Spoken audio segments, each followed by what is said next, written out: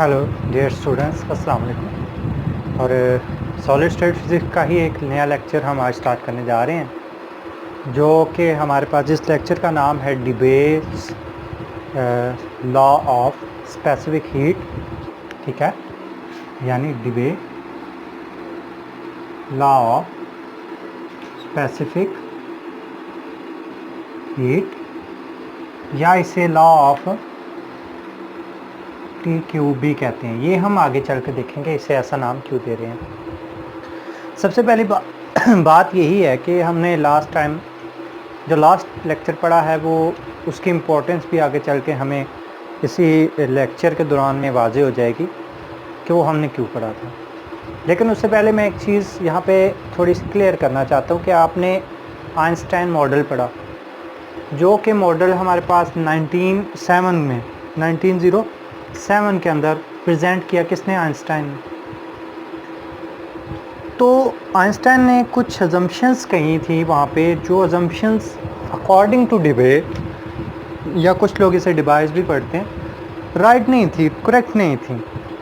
तो हम देख लेते हैं। वो पहली जो कंडीशन थी वो ये थी कि आइंस्टाइन ने कहा कि क्रिस्टल वाइब्रेशन जो होती है, यानी हर एटम की एक स्पेसिफिक क्रिस्टल वाइब्रेशन है। क्रिस्टल वाइब्रेशन इंडिपेंडेंट है ईच अदर। ये आइंस्टाइन की बात कर रहा हूँ। क्रिस्टल वाइब्रेशन इंडिपेंडेंट किससे? एक दूसरे से। दूसरी बात उसने ये कही कि हमारे पास जब क्रिस्टल पूरा का पूरा क्रिस्टल वाइब्रेट करता है,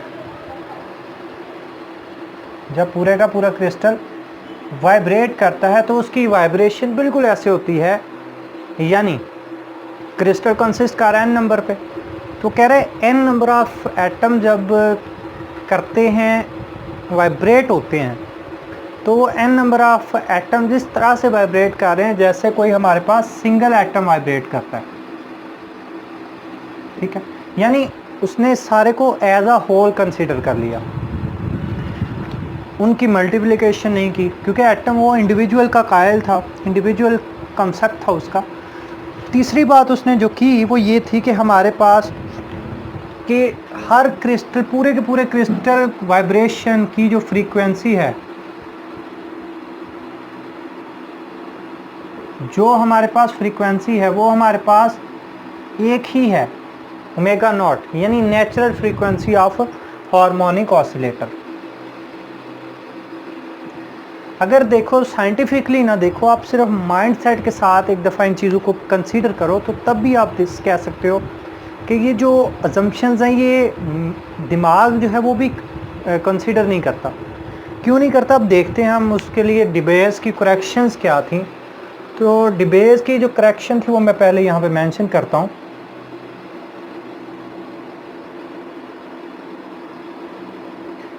नंबर 1, डिबे ने ये कहा कि एटम जो हैं एटम्स जो हैं क्रिस्टल के अंदर, वो एक दूसरे के साथ टाइटली बाउंड होते हैं। सॉलिड है तो टाइटली बाउंडिंग वहाँ पे मौजूद होगी। जब वो एक दूसरे के साथ टाइटली बाउंड हैं, तो अब क्रिस्टल की जो वाइब्रेशन है वो सिंगल हार्मोनिक ऑसिलेटर की तरह नहीं होगी, बल्कि क्रिस्टल वाइब्रेशन जो है वो हमारे पास कपल्ड हार्मोनिक ऑसिलेटर लाइक होगी, कपल्ड हार्मोनिक ऑसिलेटर की तरह। ठीक है जी। नंबर 2, उसने ये बात कही, उसने कहा कि हमारे पास जो क्रिस्टल की वाइब्रेशन और जो वाइब्रेशनल मोशन है वो अब पूरे क्रिस्टल की वाइब्रेशनल मोशन भी जो है, इसी को मैं बात को कहता हूँ, वाइब्रेशनल मोशन की मैं बात कर लेता हूँ। जो वाइब्रेशनल मोशन है, अब वो वाइब्रेशनल मोशन भी किस तरह की होगी? कपल्ड हार्मोनिक ऑसिलेटर की तरह की होगी। ठीक है, नेक्स्ट अगली बात वो कहता है कि हमारे पास क्रिस्टल, चूँकि क्रिस्टल कंसिस्ट कर रहा है किसके ऊपर? एटम्स के ऊपर, और एटम जो हैं वो अपनी जगह से आगे पीछे प्रोपोगेट करेंगे, बेशक वो हार्मोनिक हैं, बेशक वो एन हार्मोनिसिटी को फॉलो कर रहे हैं। वो दोनों केसेस के अंदर क्रिस्टल जो है वो अपनी पोजीशन से आगे और पीछे की तरफ बैक एंड फोर्थ जो है वो वाइब्रेट करते रहेंगे, ऑसिलेट करते रहेंगे। अब उन ऑसिलेशन के नतीजे के अंदर उन क्रिस्टल्स की जो एनर्जी है, जो इलास्टिक वेव्स का कॉन्सेप्ट हमने पढ़ा था, यानी अब क्रिस्टल की जो प्रोपोगेशन है, क्रिस्टल की जो प्रोपोगेशन है, डिबे ने ये कहा कि वो वाइब्रेशन जो होगी, क्रिस्टल वाइब्रेशन किस तरह की होगी, लाइक इलास्टिक वेव्स। और अगर आपको याद हो, जहाँ पे मैंने एकॉस्टिकल और ऑप्टिकल ब्रांचेस वाला लेक्चर अगर आपने नहीं देखा तो उसको देखिएगा, वहाँ में मैंने ये बात की थी कि जो इलास्टिक वेव होती हैं वो इलास्टिक वेव्स किसी एक फ्रीक्वेंसी के ऊपर ऑसिलेट नहीं करती, ठीक है। वो क्यों नहीं करती, वो उसी लेक्चर के अंदर मैंने बताया था। अब वो वाइब्रेट करती हैं, हमारे पास फ्रीक्वेंसी, नंबर ऑफ़ फ्रीक्वेंसीज, और वो भी मैंने आपको बताया था कि नंबर ऑफ़ फ्रीक्वेंसी कौन कौन सी हैं, यानी वो साउंड वेव्स और यानी radio wave, sorry infrared reason और साउंड वेव रीजन के दरमियान में वाइब्रेट करती हैं, यानी साउंड वेव तक वाइब्रेट करती हैं। यहाँ तक कोई बात आपको कंफ्यूज कर रही हो तो ऐसा नहीं है, मुझे लग रहा है, ठीक है। अब आपने नंबर 4 जो बात लास्ट लेक्चर की मैंने की थी, ये नंबर 3 है। नंबर 4 क्या है? मैंने लास्ट लेक्चर के अंदर क्या कंसीडर किया था कि मेरे पास density of modes, density of states की मैंने बात की थी। वो डेंसिटी ऑफ स्टेट्स जो थे वो मैंने क्यों कंसीडर किए? वो इसलिए कंसीडर किए कि जब आपके पास क्रिस्टल टुगेदर वाइब्रेट करेगा और वो इलास्टिक वेव्स की फॉर्म के अंदर वाइब्रेट करेगा, तो उसके जो क्रिस्टल के जो इलास्टिक वेव है तो उसके नंबर ऑफ मोड्स भी होंगे। इलास्टिक वेव के कितने पॉसिबल मोड हमने पढ़े हैं? 3, यानी हर वेव के साथ 3 मोड्स हैं। एक हमारे पास लॉन्गिट्यूडनल मोड है और 2 ट्रांसवर्स मोड है। इसका मतलब है इलास्टिक वेव्स के कितने मोड्स होंगे? 3 मोड्स एट लीस्ट। लेकिन हम कह सकते हैं कि नंबर ऑफ मोड्स, और वो नंबर ऑफ मोड्स कैसे हम फाइंड करेंगे? n is equal to integration 0 to V D G V D V, और ये डी वी फ्रीक्वेंसी को शो कर रहा है, ठीक है जी। नंबर 5, अब ये जो वी डी लिखा है मैंने, जो फ्रीक्वेंसी है, जो वी डी मैंने लिखा है, ये क्या है? ये एक्चुअली अब नया कंसेप्ट आ गया, यानी अब डिबे की फ्रीक्वेंसी आ गई। जिस तरह आइंस्टाइन टेम्परेचर था, यानी एक करैक्टरिस्टिक टेम्परेचर हमने वहाँ पे कंसीडर किया, इसी तरह इस केस के अंदर हमारे पास क्या आ गया है? डिबेज टेम्परेचर और डिबेज फ्रीक्वेंसी। तो ये डिबे फ्रीक्वेंसी हमारे पास इस बात का तयन करती है कि इलास्टिक वेव जो हैं वो उनकी जो नंबर ऑफ़ फ्रीक्वेंसी है, यानी इलास्टिक वेव 0 से स्टार्ट होकर कहाँ तक वाइब्रेट कर सकती हैं जी? कहाँ तक कर सकती हैं वाइब्रेट? वो वाइब्रेट कर सकती हैं टिल वी डी, यानी डिबेज फ्रीक्वेंसी तक, ठीक है। अब एक कंडीशन कि इलास्टिक वेव्स की जो वेवलेंथ है उसकी बात, क्योंकि हम फ्रीक्वेंसी की बात भी कर चुके, मोड्स की बात भी कर चुके जो इसके साथ एसोसिएटेड हैं, हम फ्रीक्वेंसी की बात करते हैं। अब आपके पास कॉन्टिन्यूम फॉर्म, यानी अब डिस्क्रीटनेस और कॉन्टिन्यूम के अंदर डिफरेंस हम करने लगे हैं। अगर 2 प्लेन्स के दरमियान का जो डिस्टेंस है, यानी 2 प्लेन हैं हमारे पास, ये एक प्लेन, एक ये प्लेन, इंटरप्लेनर स्पेसिंग अगर very very lesser than wavelength है, अगर interplanar spacing very very lesser than wavelength है, तो ये हमारे पास रीजन क्या बन जाएगा? कॉन्टिन्यूम, ठीक है। कॉन्टिन्यूम फॉर्म बन जाएगी किसकी? वेव, इलास्टिक वेव, हाँ जी। अब ये कॉन्टिन्यूम उसने क्यों कंसीडर किया? देखो अजम्पशंस यहाँ पे हमें अभी जो कॉन्सेप्ट था, वो डिबेज ने जो कॉन्सेप्ट दिया, वो कॉन्सेप्ट अभी नया था। किस चीज़ का? कि हमारे पास जो मोड्स हैं वो भी पार्ट ले रहे हैं किस चीज़ के अंदर? हमारे पास एनर्जी के तयन के ऊपर, ठीक है। अगर वो भी एनर्जी के तयन में आ रहे हैं तो इसका मतलब ये है कि हम अगर तमाम वाइब्रेशनल मोड्स को एनर्जी, यानी हर एनर्जी के साथ एसोसिएटेड वाइब्रेशनल मोड और वाइब्रेशनल मोड के साथ एसोसिएटेड एनर्जी को फाइंड करना चाहते हैं, तो हमें ये कहना पड़ेगा कि हमारे पास जो इलास्टिक वेव्स का बिहेवियर है, जो इलास्टिक वेव एनर्जी प्रोपोगेशन है, वो इलास्टिक वेव का एनर्जी प्रोपोगेशन क्या करेगा, वो सारी की सारी वाइब्रेशनल मोड्स को फाइंड कर लेगा और वो वाइब्रेशनल मोड ही यहाँ पे एनर्जी का काम कर रहे हैं, यानी एनर्जी यहाँ पे प्रोवाइड कर। अब मोड्स की फॉर्म के अंदर एनर्जी, पहले मोड्स की बात नहीं थी, पहले एटम्स, सिंपल एटम्स की बात कर रहे थे, अब यहाँ पे मोड्स आ गए। ठीक है, तो अब एक कंडीशन और है, जो कंडीशन बड़ी इंपॉर्टेंट है कि मेरे पास वो कंडीशन ये है कि क्रिस्टल के अंदर n नंबर ऑफ पार्टिकल्स हैं। ठीक है, तो n नंबर ऑफ पार्टिकल, तो टोटल मोड कितने होंगे, टोटल मोड्स होंगे हमारे पास equal to degree of freedom. और डिग्री ऑफ फ्रीडम कितने होते हैं, 3n। यहाँ तक बात आपको होपफुली आज समझ आ गई होगी। इसके बाद और Vd, और जो V हमारे पास Vd की जो वैल्यू है लॉन्गिट्यूडनल के लिए और लॉन्गिट्यूडनल और वाइब्रेशनल के लिए, जो उसने Vd की वैल्यू ली है वो हमारे पास कॉमन ली है, वैल्यू ऑफ Vd। ठीक है बच्चों, तो अब चलते हैं हम आगे की तरफ। यहाँ पे कैलकुलेशन में, कैलकुलेशन करने से पहले ग्राफ जो है, जो मैंने अभी एज्यूम किया GV की जब मैंने बात की है, तो ग्राफ इस तरह से हमारे पास रिप्रेजेंट करेगा, यानी आपके पास V जो नंबर ऑफ मोड्स है कहाँ तक फाइंड हो सकते हैं, Vd तक, और Vd हमारे पास ये है। ठीक है, ये ग्राफ हमने कहाँ पे पढ़ा हुआ है, ये ग्राफ हमने आइंस्टाइन की थ्योरी के अंदर भी पढ़ा था। यहाँ तक क्लियर है जी। अब हम चलते हैं थोड़ी सी डेरिवेशन की तरफ। तो डेरिवेशन करने के लिए सबसे पहली चीज़ जो मुझे रिक्वायर है वो ये रिक्वायर है कि सबसे पहले तो मैं ये ब्लू पेन को यूज़ करने लगा हूँ, बाकी बातें हम करेंगे बाद में। अच्छा, सबसे पहले जो मुझे चीज़ रिक्वायर है कि मैंने यहाँ पे डेंसिटी ऑफ स्टेट्स की बात छेड़ दी है, नंबर ऑफ मोड्स की बात छेड़ दी है। मैं कैलकुलेशन का आगाज़ भी वहीं से शुरू करने लगा हूँ। Vd ये बन जाएगा G इंटू Vdv।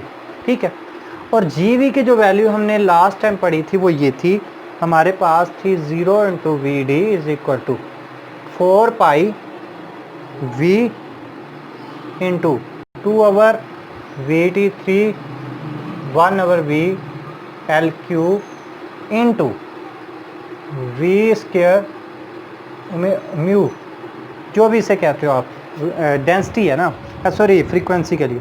अब इसमें से देखो जो टर्म्स बाहर आती हैं उनको बाहर ले आओ, वो क्या बन जाएगी, 4 pi V into 2 over Vt cube plus 1 over VL cube, 0 to Vd।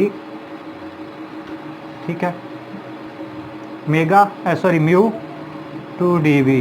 ठीक है, तो इसकी जो डेरिवेशन क्या बनी थी, डेरिवेशन इसकी बनेगी मेरे पास, मैं अभी बताता हूँ, एक चीज़ रह गई है वो मैं बता देता हूँ। 4v है, ठीक है, तो डेरिवेशन बनेगी 2Vt3 plus 1 over VL3 into Vd और सॉरी इसको म्यू ही लिखना, म्यू है। ठीक है, और 3। और अब एक बात यहाँ पे और चीज़ समझने वाली कि जो नंबर ऑफ मोड्स हैं वो टोटल कितने हैं, वो हमारे पास डिग्री ऑफ फ्रीडम है। तो हम लिख सकते हैं इस इक्वेशन को, यानी हम नंबर ऑफ मोड्स को n को लिख सकते हैं किसके इक्वल, n को लिख के सॉरी n की वैल्यू नहीं हम कैलकुलेट यहाँ पे कर रहे हैं, हम आपको बताता हूँ। ये दो नंबर ऑफ मोड्स की वैल्यू हमने कंपेयर की हैं। अब हम इसमें से ये जो डिबे फ्रीक्वेंसी का क्यूब है इसकी वैल्यू हमने निकालनी है। वो कैसे निकालेंगे, वो हम निकाल सकते हैं कि सारी टर्म्स उधर ले जाओ, v मेगा डी क्यूब कितना होगा, ये उधर जाएगा, ये क्या हो जाएगा 2 over Vt cube 1 over VL cube. ठीक है, और ये हमारे पास बटे में इधर -1 हो जाएगा। 3n किसके इक्वल आ जाएगा, 3 into 3n 9n divided by 4 pi v। तो ये हमारे पास वैल्यू किसकी थी, डिबेज फ्रीक्वेंसी की। ये हमने क्यों की, ये भी मैं आपको आगे चल के बताता हूँ। ये आपको रिमाइंड करवाया कि हमने ये इस तरह की कोई चीज़ पहले पढ़ ली हुई है। डेरिवेशन करते हैं उसको छेड़ने से पहले यहाँ से ये मैं सारा मिटा रहा हूँ। ये अजम्पशन जो है ये सारी की सारी आपको समझ में आ गई होगी। नहीं समझ आती तो वही बात क्या आप पूछ सकते हैं, कहाँ पे पूछेंगे ये भी आपको पता है। ठीक है बच्चों, ओके। अब हम बात करते हैं कि वी डी क्यूब यानी फ्रीक्वेंसी की, ये हमारे पास वैल्यू निकल के आ गई। बात हम कर लेते हैं कि हमारे पास हमने वाइब्रेशनल एनर्जी टोटल, क्योंकि यहाँ पे जो एनर्जी प्रोसेस हो रही है वो वाइब्रेशनल मोड्स की वजह से हो रही है, तो हम उस एनर्जी का नाम क्या रख रहे हैं, वाइब्रेशनल एनर्जी। अब वो वाइब्रेशनल एनर्जी कैसे निकलेगी कि इस वैल्यू के अंदर नंबर ऑफ मोड्स के साथ, नंबर ऑफ मोड्स के अंदर अगर आप एवरेज एनर्जी निकाल के पुट कर देते हो किस चीज़ की, उन मोड्स की एवरेज एनर्जी पुट करके दे देते हो, तो आपके पास क्या हो जाएगा, ये वैल्यू n की बजाय टोटल एनर्जी के अंदर, टोटल वाइब्रेशनल एनर्जी के अंदर कन्वर्ट हो जाएगी। और इसके अंदर हमारे पास 0 × VD बना, और हमारे पास एप्सिलॉन जो है डिपेंडेंस उसकी फ्रीक्वेंसी की भी, एनर्जी की भी यहाँ पे किसके ऊपर है, V के ऊपर है, और G की डिपेंडेंस भी किसके ऊपर है, V के ऊपर। तो ये हमारे पास वैल्यू आ गई। अब इसमें अगर आप पुट करते हो 0 × VD, ठीक है, एनर्जी की वैल्यू क्या होगी, एनर्जी की वैल्यू प्लैंक वाली क्यों, क्योंकि हमने लास्ट टाइम पढ़ा है कि जब ऑसिलेटर की कंसीडरेशन हम कर रहे हैं तो उसकी एनर्जी हमारे पास वही आ रही है जो प्लैंक रेडिएशन के अंदर आ रही थी। तो कितनी एनर्जी होती है, वो होती है मेरे ख्याल में hv एक्सपोनेंशियल hv/kT -1, मेरा ख्याल यही है। ठीक है, और मेरा ख्याल ठीक है। तो इसका मतलब है कि मेरे पास GB की वैल्यू क्या आएगी, GB की वैल्यू हमारे पास 4, ये सारी की सारी वैल्यू जो है ये मेरे पास किसकी है, GB की। 4V ×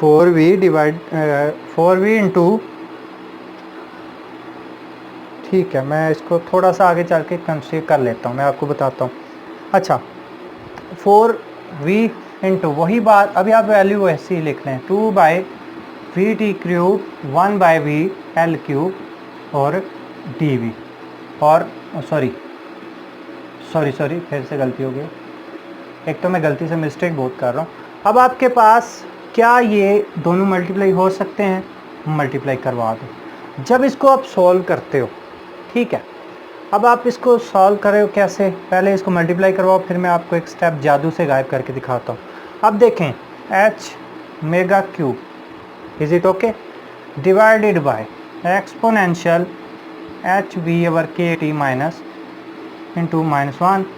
और ये बन गई 4πV × 2/VT³ + 1/VL³। ठीक है, तो अगर इस वैल्यू को, ये वही वैल्यू है, अगर आपको याद हो तो ये 3 हमने वहाँ पे निकाली थी, ये वैल्यू हमने निकाली है 3/V3। ठीक है, तो जब इसको सारे को हम सॉल्व करते हैं, ये सारे को हम सॉल्व कर लेते हैं, तो हमारे पास जो वैल्यू आएगी, मैं वैल्यू डायरेक्ट लिख रहा हूँ, वो वैल्यू मेरे पास बनेगी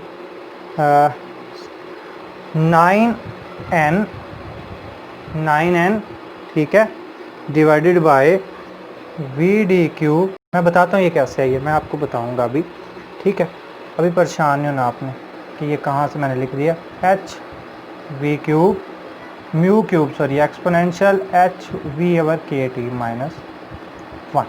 हाँ, ये वैल्यू ऐसे आई है कि अगर यहाँ पे कंपैरिजन करो, ठीक है, VD को एक साइड पे ले लो, अगर बाकी सारी को कंपेयर करो, ठीक है, आपने वैल्यू किसकी निकालनी है, 4, इस सारे की अगर वैल्यू निकालते हो, यहाँ से इस सारे की वैल्यू निकालो, क्या आएगी, ये उधर चली जाएगी और बटे में आ जाएगा VD³। ठीक है, यानी 9n ऊपर आ गया, और सारी की सारी जो वैल्यू है, इसको मैं क्या कह रहा हूँ कि ये जो है इसकी वैल्यू आपने निकालनी है। इसकी जब वैल्यू निकालोगे तो वो वैल्यू हमारे पास ये आएगी, क्योंकि VD यहाँ पे बटे में चला गया। या इसको मैं सिंप्लीफाई आपके लिए एक दफ़ा कर ही देता हूँ। अब देखो, ये सारी इधर ही रहेगी, पीछे क्या आ जाएगा, 9n/VD³। ठीक है, और सारी की सारी टर्म इधर, ये सारी यहाँ से ख़त्म कर दो। हाँ जी, अब आपके पास बात की समझ आ गई कैसे मैंने किया, जादू नहीं किया। अब आपके पास हम कंसीडर करते हैं कि हमारे पास ये वैल्यूज़ तो सारी ठीक है, साथ में म्यू, ये म्यू है, ठीक है। मेरी राइटिंग थोड़ी सी ज़्यादा अच्छी है तो इसलिए मैं थोड़ा सा गंदा गंदा हो सकता है लिख रहा हूँ। अब इस इक्वेशन के अंदर मैं इसको ऊपर से मिटा रहा हूँ, उधर से मिटा देता हूँ, ताकि मैं थोड़ा सा खुला खुला टाइम के ऊपर, जो टाइम हमारे पास लिमिट है उसी के अंदर अंदर इसको कंप्लीट करें। अब आपके पास जब ये मैं वैल्यू कर रहा हूँ, ठीक है, अब जब मैं ये वैल्यू कर रहा हूँ तो मेरे पास क्या है, मैं एक कंजम्पशन लेता हूँ, मैं एक सब्स्टिट्यूशन लगाता हूँ। मेरे पास है कि एच वी ओवर के टी, और जब मैं इसमें से v क्यूब की वैल्यू निकालना चाहता हूँ तो v की वैल्यू क्या आएगी, के T x divided by H cube दोनों साइड पे, ठीक है। अब आपके पास dx के लिए यही बात करो तो dx के लिए सिंपली क्या होगा, dv हो जाएगा, ये वाली वैल्यू की बात कर रहा हूँ मैं, इधर इसको लिख लेता हूँ, v इंटू के T D x by H, और ये भी हमारे पास क्या हो जाएगा, dv। तो अब इस इक्वेशंस को हम क्या वहाँ पे पुट नहीं कर सकते। और जो एक और चीज़ यहाँ पे कि क्योंकि इंटीग्रेशन साइन भी चेंज होंगे अगर x के अंदर जा रहे हैं, तो हम देखते हैं कि हमारे पास अगर v ज़ीरो है, अगर v ज़ीरो है, v ज़ीरो है तो ये k भी ज़ीरो हो जाएगा।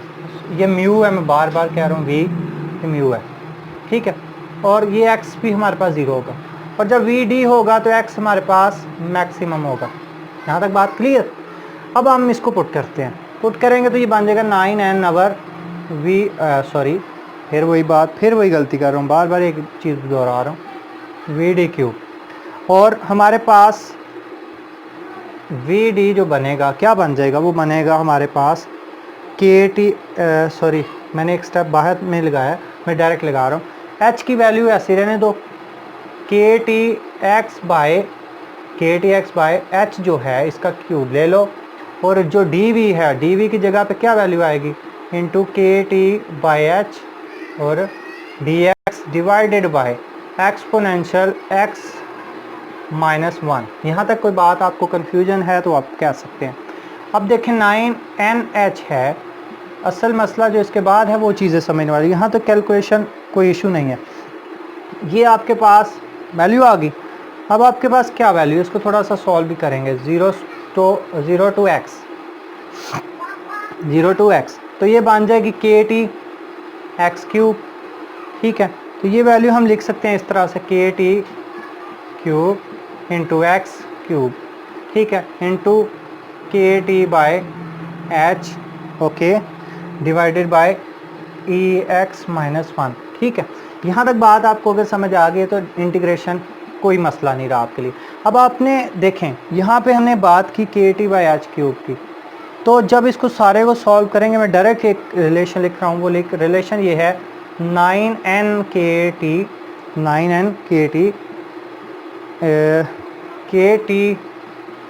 बाई एच वी क्यूब, ठीक है, और 0 to x D x 3 over E x minus 1।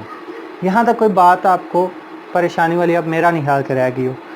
अब आपके पास जो डेरिवेशन जब इसकी करोगे ना, अब आपने क्या करना है, इससे निकालनी क्या है, सी वी की वैल्यू निकालनी है।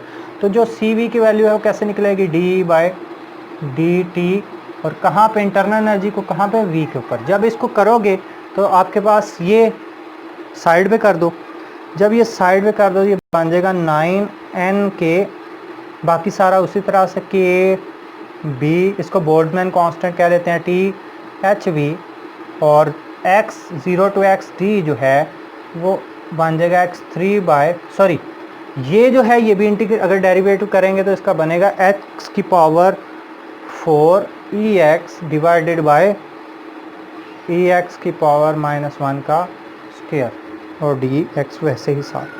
अब आपके पास बारी आ गई है उस टेम्परेचर जो हमने कहा था कि हमारे पास जो करेक्टरिस्टिक्स टेम्परेचर है, यानी एच वी इंटू के डी टी, डी भी कह लो क्योंकि ये डिबेट टेम्परेचर है, इसको मैं थीटा में चेंज कर लेता हूँ। जब मैं थीटा में चेंज करता हूँ तो वैल्यू क्या बनेगी, एच वी बाय के, ठीक है। इसका मतलब है कि यहाँ पे वैल्यू क्या आएगी, यहाँ पे वैल्यू आएगी 9n k T by theta D, यानी debate temperature cube 0 into x D और x की पावर 4 एक्सपोनेंशियल और e की पावर x माइनस 1 का square divide x by D by x.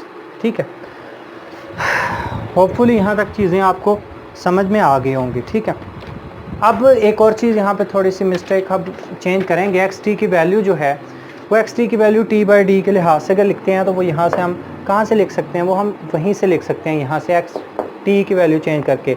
और वो जो वैल्यू बनेगी वो वैल्यू मेरे पास जो आ रही है वो बनेगी थीटा डी बाय टी। अब आपने इस सारे के अंदर ये जो इंटेग्रल है ना इसको सॉल्व करना है, किसको, इंटेग्रल को। लेकिन उससे पहले वही बात हाई टेम्परेचर लो टेम्परेचर की हम करेंगे। तो हाई टेम्परेचर लो टेम्परेचर की जब बात करते हैं तो देखते हैं होता क्या है।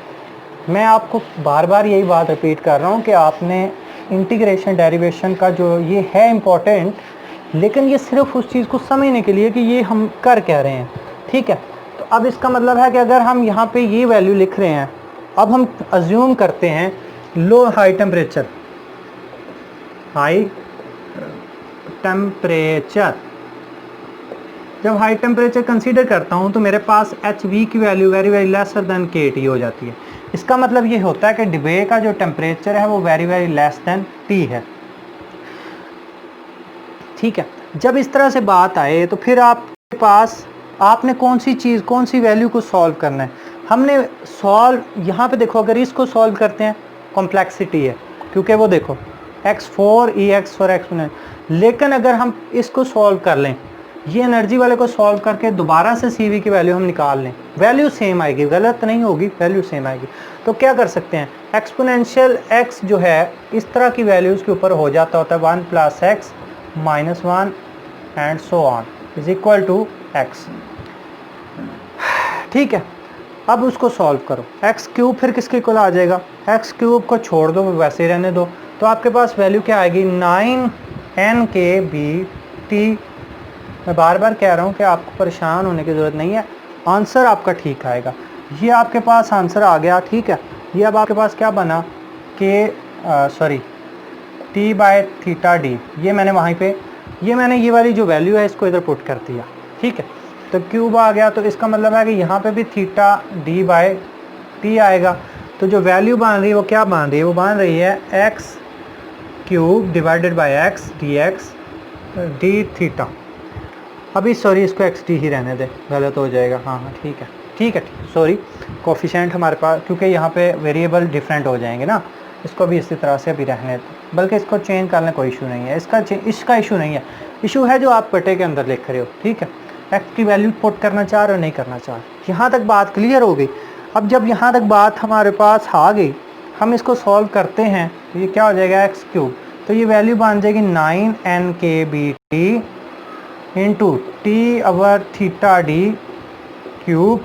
ठीक है, और ये वैल्यू क्या बन जाएगी एक्स डी क्यूब बाय 3। जब एक्स क्यूब की वैल्यू अगर लगाते हैं, एक्स की वैल्यू हमारे पास क्या आती है थीटा बाई डी, तो इसका मतलब है कि जो वैल्यू आ रही है वो क्या आ रही है, वो वैल्यू हमारे पास मान रही है 9 n k B T into T by theta D का cube into theta D by T का क्यूब। ये हमारे पास कैंसल, पीछे क्या बना 9 के बी टी। लेकिन मुझे लग रहा है कि यहाँ पे हमने कोई ना कोई गलती तो की। हाँ, ये 3 जो था, ये 3 इसके 3 को कैंसिल भी तो करेगा 9। ठीक है, तो अब जो हमारे पास एनर्जी की वैल्यू आएगी वो आएगी E is equal to 3n के टी। ये हमारे पास किसकी वैल्यू आ गई है, एनर्जी उस हार्मोनिक ऑसिलेटर की जब हाई टेम्परेचर है। और हाई टेम्परेचर के ऊपर देखो तो क्या ये एनर्जी बिल्कुल वही नहीं है जो ड्यूलोंग पैटेट मॉडल, यानी आइंस्टाइन के बाद डिबेयर ने भी ये कंफर्म कर दिया है कि आपके पास जो वैल्यू है हाई टेम्परेचर के ऊपर, मसला उसका नहीं है। जब इसको स्पेसिफिक हीट के लिए सॉल्व करोगे तो आपके पास वैल्यू फिर 3n की आएगी। ठीक है, और जिसका मतलब है कि हमारे पास ये वैल्यू फिर 3r ही आ रही है। ड्यूलोंग जो पैटेट मॉडल है उसको आप सेटिस्फाई कर रहे हो। लेकिन अगर लो टेम्परेचर के ऊपर, और यहाँ पे तो वही क्या नाम है, आप जस्टिफिकेशन दोगे ना कि जो हमारे पास ऑसिलेटर है वो पूरे का पूरा ऑसिलेटर का हर मोड जो है वो एक्साइटेड है। ये नहीं है एक मोड एक्साइटेड हो दूसरा मोड एक्साइटेड नहीं है, बल्कि सारे का सारा जो मोड है वही एक्साइटेड है। ठीक है। यानी अब थर्मल बाथ के अंदर है, एक के साथ दूसरा, दूसरे के साथ तीसरा, एक एनर्जी प्रोवाइड करता है दूसरे को, और वो कॉन्टीन्यूसली एनर्जी जो है अगले हार्मोनिक ऑसिलेटर को, क्योंकि कपल्ड है तो हर एक एटम जो है as a harmonic oscillator work कर रहा है, वो एनर्जी प्रोवाइड करेगा दूसरे नेक्स्ट वाले को। अब बात ये होगी हाई टेम्परेचर के ऊपर। जब लो टेम्परेचर की मैं बात करता हूँ, मैं बात कर लेता हूँ यहाँ पे लो टेम्परेचर की, जहाँ पे मसला था। मसला क्या था लो टेम्परेचर के ऊपर, कि लो टेम्परेचर में कहा जाता था कि वैल्यू जो है CV की वैल्यू T³ के लिहाज से चेंज होनी चाहिए, यानी एक्सपेरिमेंट्स क्या कहते थे, T³। लेकिन आइंस्टाइन ने क्या कहा, एक्सपोनेंशियली वो वैल्यू डिक्रीज होती है, तो उस वैल्यू को चेक करते हैं।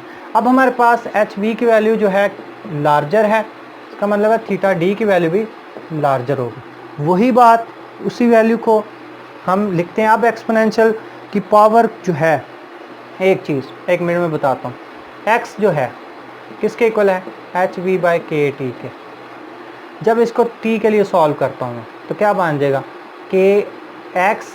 KX बाय, या इसको मैं और तरह से सॉल्व कर लेता हूँ, तो इसको मैं कहता हूँ θ/d।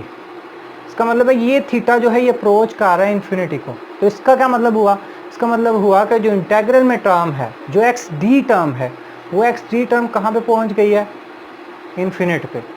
और इन्फिनिट पे जब वो पहुँची है तो वैल्यू क्या आई, x3/(-1) और dx। जब ये वैल्यू की इंटीग्रेशन की, जो कि बहुत कॉम्प्लेक्स है, मैंने यहाँ पे सॉल्व नहीं कर रहा, सिर्फ बता रहा हूँ कि वो जो इंटीग्रेशन है वो एक कांस्टेंट के पाई के 4 पावर और 15 के इक्वल आती है।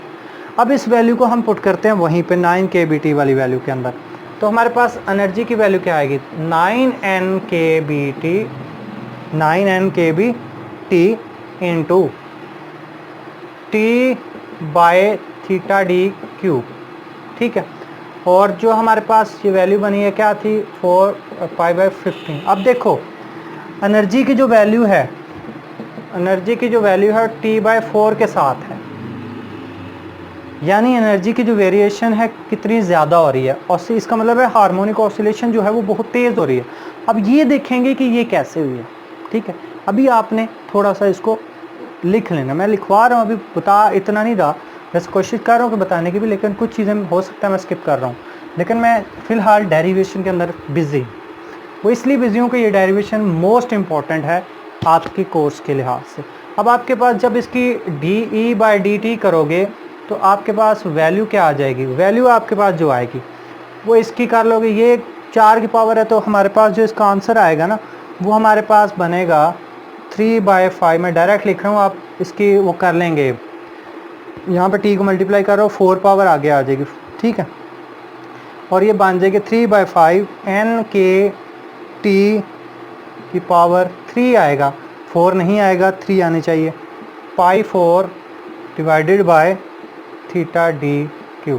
परेशानी वाली बात नहीं है, ये एज इट इज़ लिख दिया है, और यहाँ से एक पावर है वो उसको ख़त्म कर दिया, तो बटे के अंदर ये 15 हमने डायरेक्ट कैसे किया, 3 × 5।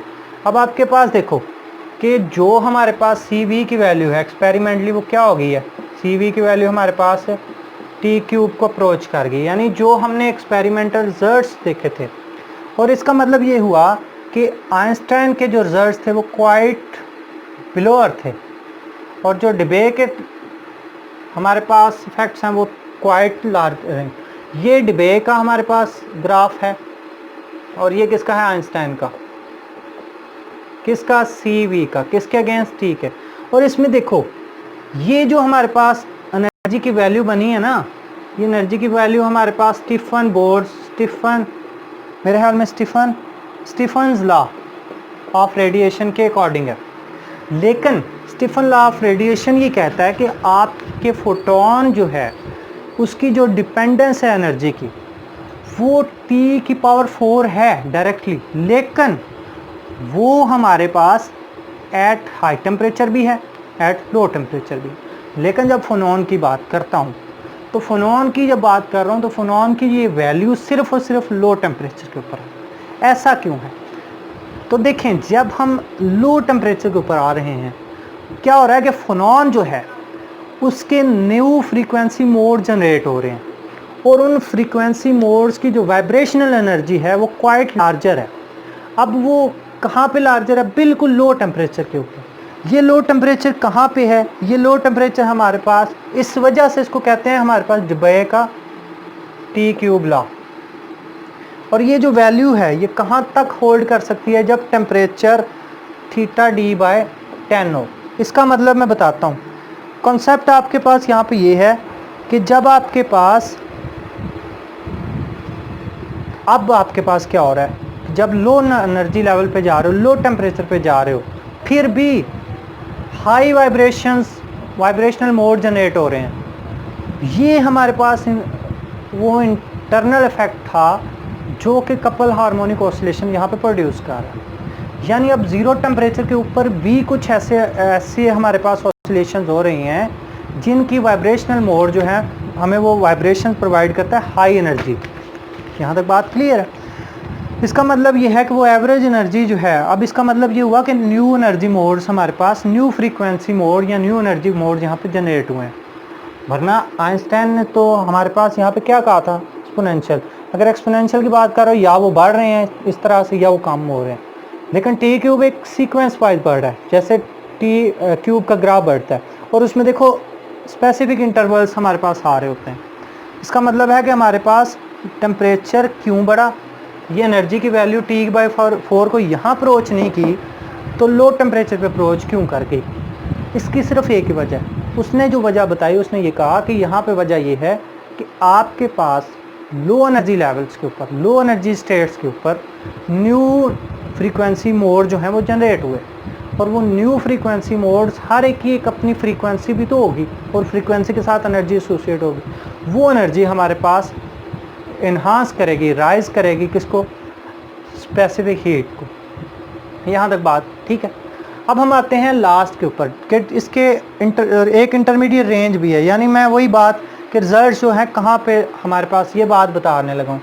ये हमारे पास रीजन है जहाँ पे रिजल्ट्स अच्छे आ रहे हैं। और ये रीजन कौन सा है? ये रीजन हमारे पास θT<θD/5 से लेकर, ठीक है, यानी इसको इस तरह से आप लिख सकते हो, T,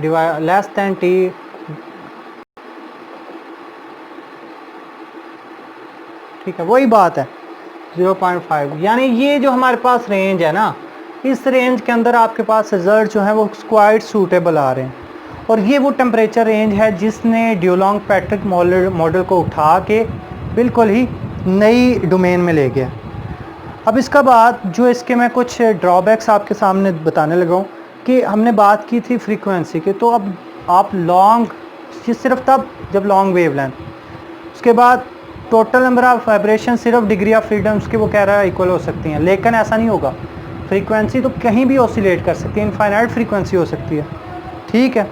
और इसी के बाद आप कहते हैं कि सेम कट ऑफ फ्रीक्वेंसी है, यानी फ्रीक्वेंसी जो है जिसके ऊपर आपके पास वैल्यू बंद हो जाती है बढ़ना, यानी कट ऑफ फ्रीक्वेंसी मैक्सिमम जितनी वैल्यू फ्रीक्वेंसी की बढ़ सकती थी वो अब हमारे पास रुकेगी दोनों के लिए, मोड्स के लिए, यानी लॉन्गिट्यूडनल के लिए भी और ट्रांसवर्स के लिए भी एक ही जगह पे। लेकिन ऐसा तो नहीं हो सकता ना। इकोस्टिकल के लिए आपने देखा होगा, इकोस्टिकल ब्रांच के लिए फ्रीक्वेंसी की वैल्यू डिफरेंट आती है और ट्रांसवर्स के लिए वैल्यू डिफरेंट। और यही इस चीज़ को रिप्रेजेंट करता है कि कट ऑफ फ्रीक्वेंसी कभी भी सेम नहीं हो सकती। अगली बात कि इसके अंदर real nature of crystals consider नहीं किया जाते, यानी जो क्रिस्टल के अंदर इफेक्ट है उनको कंसीडर किए बगैर ये सारी की सारी कैलकुलेशन की जाती है। मैं आपको एक चीज़ बताता हूँ कि अगर रियल क्रिस्टल की वैल्यू में बात करूं तो रियल क्रिस्टल के अंदर जो बिहेवियर है वो हमारे पास इस तरह से होना चाहिए। कैसे? यानी एक रैंडम सा बिहेवियर, क्योंकि उसके अंदर आपके पास इम्प्योरिटीज भी मौजूद हैं, ठीक है। लेकिन जो बनता है वो आपके पास क्या बन रहा है, वो सीधा यहाँ से इस तरह से बढ़ेगा और यहाँ पे ऐसे, यानी आपके पास बढ़ते ही जा रहा है।